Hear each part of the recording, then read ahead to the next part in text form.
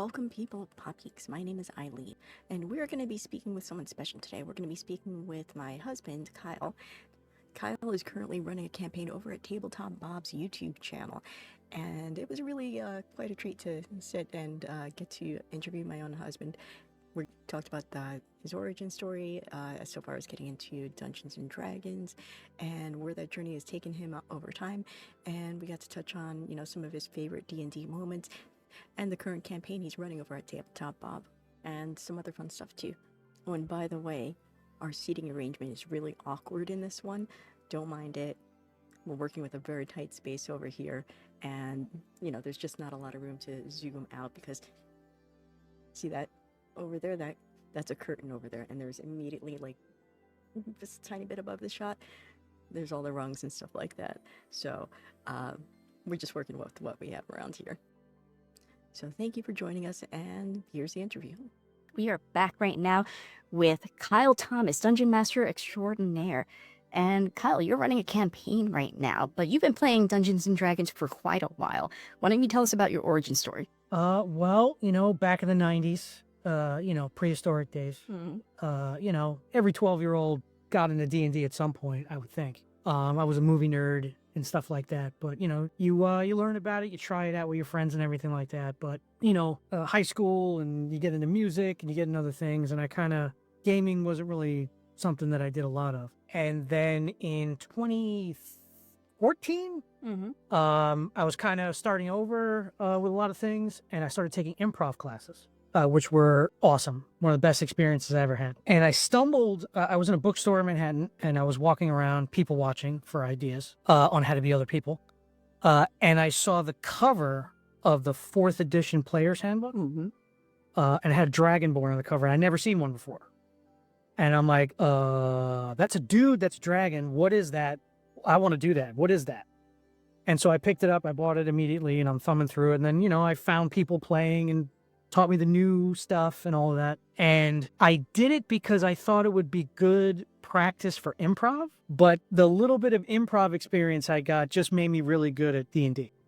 Because the D&D stuff completely took over. I found a lot of great new friends, groups that, I've been buddies with ever since. And it was just such a great bonding and socialization and just fun experience that it's my whole thing now. And you've done some dungeon mastering, you've done it for fun, and you've also done a little bit professionally. What do you like most about being a dungeon master? I think my skill set is more aligned to being a dungeon master than a player. Because I was an only child. So whenever I was playing anything with my G.I. Joes, my Transformers, anything, I was everyone in the room. Every character was me. I deciphered the scenario. Everything that was happening came out of me. When I'm a player and I'm just this one guy, like, it's fun and I get in, sometimes it's silly, sometimes it's serious, and I really, really enjoy it. I tend to, my mind starts to wander about other people, other NPCs, other players. And I get pulled away just a little bit if left to my own devices for a little too long. And I can kind of lose focus. But when I'm a dungeon master, I'm everybody again. So I'm every monster. If a goblin has a speech impediment, I'm going to give you a goblin with a speech impediment just because I feel like it and I can do whatever I want. Anytime I want a shark or some bees, they just show up because that's what I want. So I get to have that spontaneous sort of random fun that I sometimes crave. Well, at the same time, like, I'm playing with people I like, and I want them to have fun too. So I can give them things that they can interact with and sort of mold the story their way. But I can also kind of scratch that itch of being every little NPC, and everyone's got a personality, and everybody's got a thing and a gimmick, So I think that's why I think I'm better at that. Although I do love playing, I just think my personality leads me to being a better DM. What's your favorite NPC that you've gotten to play as? Ooh, God, there's so many. There's Tiny Mitch. What's Tiny Mitch's deal? Well, he was, like in the movies, like from like the 40s, they had those newsboys with the floppy hats. Of course. They were always kind of getting into trouble in the neighborhood. Like, that's who I pictured in my head. He was just a kid. Like, I had this group that was running a module called Madness in Gardmore Abbey, which is like a sandbox. And there's a town that's the central hub. So they keep going back to the town and then going on this adventure, coming back to So they were new to the town, so they needed a guide. So off the cuff, I just said, "Oh, this little kid sitting on a barrel, and he sees you guys, and he's really excited." So he hops off the barrel, "Hello," and he had the old timey British accent. He's like, "I'm Tiny Mitch, on account of me short stature, and my name is Mitch." And then forget it. The group would not leave this kid alone. They wanted this kid. They wanted to see him every session. That's like textbook D&D. Yeah. Gonna go for a Tiny Mitch. And you got to give the players what they want. Of course. So he was just a lot of fun. Right now I'm running Tomb of Annihilation. It's been going on forever. We've been playing this game since 2019, and it's still going strong. I know. Almost finished. I've been part of that campaign. Yeah, it's almost finished. They got about 3 sessions maybe left. In a 6-year game. With a few breaks. We had a whole child in that time. Yes. So. Yes, pre-parenting is, yeah. And so there's an NPC in that named Mudgraw. He's a turtle. And I just decided that he talks as slow as he moves. That was fun for me to just, because, my brain moves too quick and I talk fast and everything. So to intentionally slow myself down like that, it was fun for me, and the players liked them. And he unfortunately is no longer with us. Oh, no. And they gave him a burial, and it was like, before we can move on, we have to bury Mudgraw. We have to show our respect. I remember Mudgraw. R.I.P. Mudgraw. Yeah, he died heroically. But those are 2 highlights that come to mind. And there's been a million random people, over the years, like too many to count. You've even gotten to work in some of your favorite impressions, like you got to do a Swedish chef, and you got some Randy Savage along the way. You see another goblin climb up on top of the wagon. And he's dressed in like this super colorful, flashy, flamboyant jacket with these long tassels kind of hanging down. And he is on top of the wagon, and he's looking around, and he's shouting to anyone that will hear him. Now, I have to warn you, what happens next may give me an aneurysm, but I'm going to do it anyway. Because I'm going all out. Got to go all out for Tabletop Bob. So, okay. Oh, yeah. Oh, yeah. See, the macho goblin Dib is on the scene. He's in your town messing around. Yeah, Lady in the Lake showed me the way to infamy. Yeah. Oh, yeah, I'm losing it. I'm taking you all down. Everybody's going to remember the name. I'm the greatest goblin professional wrestler that's ever lived. And I'm alive right now. Yeah. I'm going to take you all down. Yeah. Ooh, yeah. Okay. Oh, bravo. I'm still alive. I'm still here. Oh, yeah. Swedish chef, huge Swedish chef. I think there was an encounter where he was just like playing cards at a table, and it was just an excuse to be Swedish chef. It was, I was like, what's good? Yeah, let's be Swedish chef today. And, any excuse to be Randy Savage, I'm going to take it. I those are probably 2 that I enjoy the most. As a DM, you have a lot of resources that you pull upon to put a story together, and you like going to third-party creators for that. What's your favorite third-party publisher? As far as overall, I would definitely say Kobold Press is my favorite. They've been around a long time, but I really got tuned into their work when I stumbled on their first Tome of Beasts, which is their line of monster manuals for 5th edition. I just saw it randomly on the shelf at our LGS when we had an LGS, unfortunately.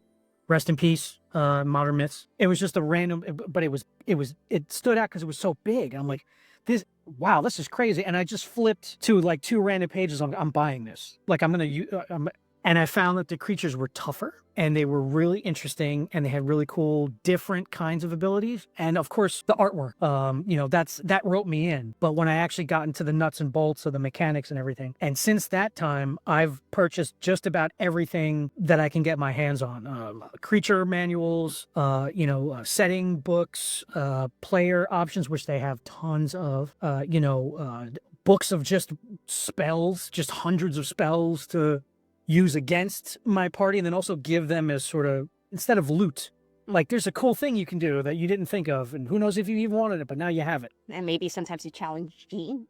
Yes, I gave him a whole book. The Lost Spells thing from Necromancer Games, which is really good. But overall, and then of course they came out with Tales of the Valiant, which is their sort of 5e adjacent system. They had the OGL thing, and nobody was sure what was going to happen with D&D, and all these wonderful creators out there that were making great content for this great game. Like, what are we going to do? So they all kind of had to make their own system that was familiar, but kind of their own. And I really like it. For DMing, it's kind of the same. You give out luck points sometimes, but otherwise it's the exact same game. It's mostly player options. Some of them are really good. Some of them, they kind of had to change it, because copyright and things like that. So they're not all spectacular, but overall, I think it's a really good, slightly adjacent, but really, really good system. Leaves a lot of space for creativity. They use a heritage lineage system instead of race, which allows for some interesting combinations. A lot leaves space for variety. My game that is going to be wrapping up pretty soon on Tabletop Up, one of the players invented a humanoid blowfish from just basically the skeletal sort of things from the player's handbook. Okay, he's a beast folk, kind of. Fish are kind of, they're animals. They're beasts, I guess. So we kind of pieced it together a little bit, not too strong, not too weak, and we made it within a couple of minutes, and it's working really well. The player's really happy with it. You are running a campaign right now on Tabletop, Bob. Why don't you tell us a little more about that whole campaign? Sure. It's Tales of the Valiant run that we're doing in sort of a world I created during one of our home campaigns. It's sort of the continuation of that world a little bit. Division 7? Yes, Division 7. That's kind of my shtick. And again, it's just a line of BS I threw out there during a session one time, and it made everybody laugh, so I stuck with it. And now it's like this reoccurring thing that we were able to build, as friends, as a group, So the world feels certainly lived in for me. The people playing in it now, it's their first foray into there, but it's allowed me to make it a little bit more vibrant, at least in my standpoint, because I understand the world. Like, it's already built, and now we're having fun in it. I'm going to call to that one, and I'm going to say, in Goblin, asteroids have more direction than you. And I'm going to use Vicious Mockery. Okay. All right, and that's the saving throw, right? It is a saving throw, and I was just looking for it in the book, because I just want to make sure it's the same as it is for, like, D&D. Here we go. Vicious Mockery. Yeah, it's a cantrip, 60 feet, wisdom saving throw, or take 1d4 psychic damage and have disadvantage on the next attack roll it makes. Okay. Save is 13. 6. Suck it. He takes damage. He takes 4. He immediately drops dead. Oh my god. Okay. I kind of recoil in horror. Like I don't think I've killed many. So the two creatures. of you hear this guy in the fancy, starry robes. L, from grabbing at his beard, like it's very well manicured and it's got beard oil in it and things like that. You hear him cackle something and sound a lot like the goblins. He just sort of shouts at one, and then it just like has a heart attack or something. He just beckons to it, and it drops dead. Who's the real evil here? Oh, God. So you still have the rest of your turn, Calvin. Is there anything else you would like to do? And it's on my friend Bob's YouTube channel, Tabletop Bob. One of my gaming friends for years now has his own channel, right now he's running Curse of Strahd. He's doing the Vecna, Eve of Ruin thing. And he was able to find some room in his schedule, and we've been doing it. It's going to be wrapping up pretty soon, but it's been a lot of fun. And what's been your favorite part of putting the whole campaign together? Well, as you said, I love third-party content, right? So when I was getting ready to do this, I just looked out there in the ether for anything interesting that I could use. I'm not a great design guy. Like, I'm not numbers guy. So I like to take a module or a campaign or a something, a published piece of work, right? Stay true to it when I think it's, really, really good. Give it my own little details for my own taste or for the world, little tweaks here and there. And then, use that as the base. It works out better when I do that. When I try to make it from scratch, there's usually something I find lacking. It's just something in my creativity. It's the mechanic part of it. not great. I can do it, but it's not great. Right. You're great at like mixing everything together. Yes, Yeah. yes. So I basically combed the internet and I found a bunch of great stuff and I'm kind of putting it together and I'm like, okay, well, how does one seam into the other? And that's where the inspiration for like a larger story, a larger arc from the ground up, this journey that the players go on, like, how do I do that? And that's where sort of, okay, this is the world and this is how, and you kind of start moving pieces around and then it becomes an idea as the material plays out parts of the story, you're thinking of the overall experience. And this great idea of this arc kind of came to me and I just kept going. Like I have like way more stuff than we're going to be able to do in this run. Hopefully we'll be able to do some more episodes, another time because there's so much material. Yes. The overarching idea, I think it has so much potential. There's a lot of meat there, but it wouldn't have materialized if I didn't have the pieces. Right. Like it's like stones on a path.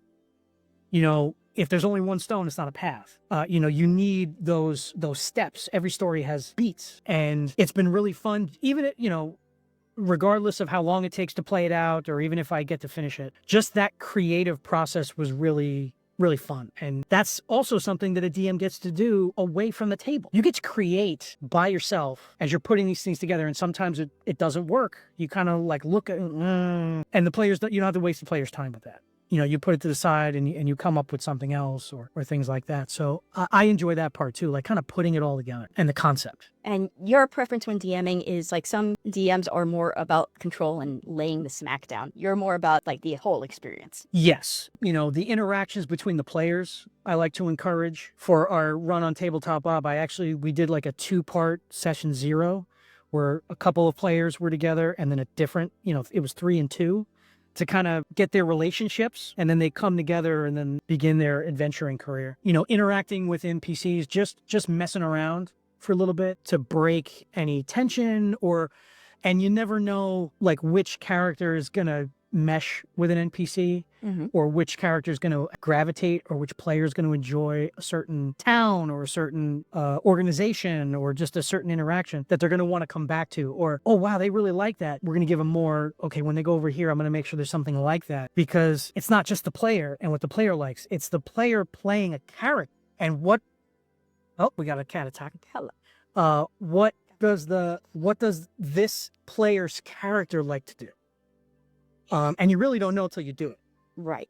So you throw stuff at the wall and see what sticks. That's why I prefer like longer things, like longer stories and longer.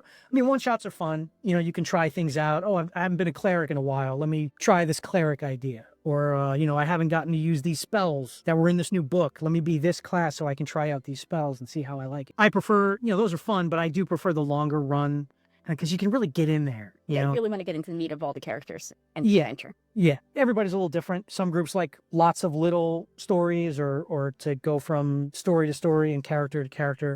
Within your group, you just find the balance. You find, the happy medium for everybody. And, it's a great escape. It's a great exercise for your mind. And it's just, a great pastime, in my opinion. If you're socially awkward, you can be the strong silent type until you can kind of open up. If you're a blabbermouth like me, clearly, I don't shut up. Other people gotta play. You gotta shut up and let other people play. Like don't be that guy. There's room for, the math people, the quiet people. Oh, yeah. Oh, math people? Boisterous people. They're great. Oh, yeah. Math people are so great. Like, they remember stuff. Who's the best math person you know? Ooh, probably my friend Alex. He can do things in his head that and he's got that balance between personality and yes, great role player too. I love playing with him at the table from a character standpoint, but that mechanical stuff, that number stuff, he just has it. Sometimes it's detrimental because I had one particularly bad session of rolling and he was telling me what the probability was of how bad I was there. Like the odds of me rolling this bad and the number, it was just he was trying to make me feel proud because I achieved this incredible amazing thing. I defied the odds. Like he was trying to cheer me up. I don't know if it made it worse. Yeah, definitely didn't cheer me up. I don't think it made it worse, but and that was like, and he did it all in his head. It wasn't even on paper. So like, he's definitely the best numbers guy, definitely. Why don't you tell us about your best campaign memory, whether it be as a DM or as a player? Ooh, I think as a player, that's easy. You and I played Tomb of Annihilation with our friends from Cast Party, which is another great organization out there on YouTube, and they do live shows and stuff like that. Great group of people, very good friends of ours. And my character, and I never really got to play this out because it was Tomb of Annihilation, and I died before. Yeah. But like, we were going through the story, and we're like in the jungles, and there's all this life-threatening thing. And I had this idea of who my character was, and the environment changed him. And it changed his goals in life. And there was a certain point where my character thinks he figured out like the big bad's real motivation and felt sorry for him, felt sympathy. Wow. And because he saw a commonality between, like, my character saw something of himself. Like, oh, this could have been me. Right. And almost like a kinship. And I was hoping like to not die and then kind of play that a little bit because the DM was very good and he definitely would have played with that. Oh, definitely. But I was pulverized by undead dwarves before that could happen. But I remember being really excited to play because of that. Yeah. It had nothing to do with the actual story and had nothing to do with my mechanical nuts and bolts of my character. It was just this guy in this environment, like, got there. Right. And it was a great, great, great feeling. You know, that like, ooh, that's creating. You know, that's a character right there. Like, I put so much effort and thought into it. I probably have a million DM memories that are just some of the best times ever. I mean, too many to count. We had that one session, we were doing the Owlbear Run where we played till like 4 o'clock in the morning. Yep. It was like a 6-hour session and it felt like 10 minutes because it was just like everything hit, every moment was just laughter and silliness and craziness and excitement. That session is probably my most favorite of all time overall because it went on forever. Nobody cared. Nobody regretted playing that late. Everybody went home happy and it was just like this great experience. So I would have to say that's my favorite session DMing. Moments, it's countless. All right, excellent. Well, thank you so much for joining all of us today. Ah, This one over here. Kyle is DMing, so it's difficult to manage a whole cat and do this at the same time. So you gotta, let's see what you get this regular. this culprit to chill out here for a second. All right, so thank you for joining us. You can be found on Tabletop Bob. And you're going to be, how many more sessions do you have? We have tonight, Yeah. and then we have next Tuesday at 8:30. But if you go to the Tabletop Bob YouTube channel, go to their live tab, you'll find all of our episodes from the 2P0 session to all of the standard episode tomfoolery. And it's been a lot of fun. It's been a really great group and a really good experience. And we will catch you next time. Have a good one. Thank you. If you want to check out more Tabletop Bob, we're going to include some links down in the description. Not just the sessions that Kyle has been DMing, but a couple of their other favorite sessions as well. If you enjoyed what you saw today, don't forget to like and subscribe, and see you on the flippy.